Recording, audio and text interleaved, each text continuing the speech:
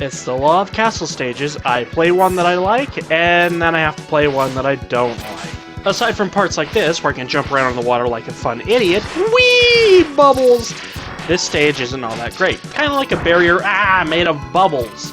It's not super great for protection, but it is great for things like that. Woohoo! As you saw there, Bubble Splash functions slightly differently when you're underwater, and the charge will allow you to jump much higher. Watch your back! I love that. But anyway, that's how you're meant to get the Sub-Tank and Bubble Crab stage. But since you need his weapon to do it, I just prefer doing the exploit and watching Silkshot be awesome! Woohoo! If you're fast/reckless enough, you can skip a good portion of the waiting in here. See? Like that. I probably could have run past this one too, but that's a little risky, and I didn't want to screw things up.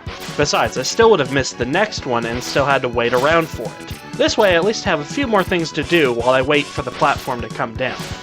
And that is why I really don't like this stage. Too much waiting. It's not fun.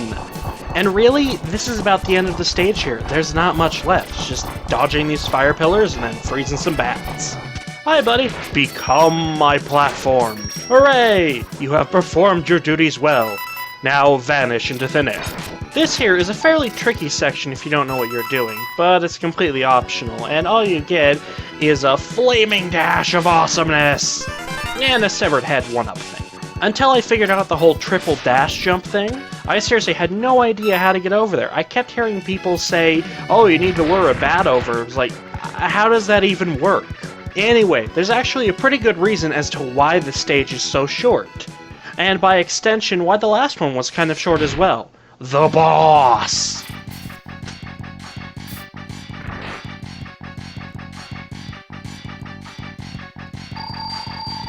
These first two bosses are nightmares! Until you figure out the one little trick that makes both of them a pathetic joke. As you can see there, Silkshot got rid of his little robot nipples without too much trouble. Did I just say robot nipples? Anyway, the trick to avoiding those little balls is to stand in the middle of these two platforms here. Not only does it give you a wonderful spot to shoot him with the charge of Sonic Slicer, but it also throws off his aim. Sergei's is difficult because he tracks you. He's one of the few bosses in the entire series that fires where you're going to be.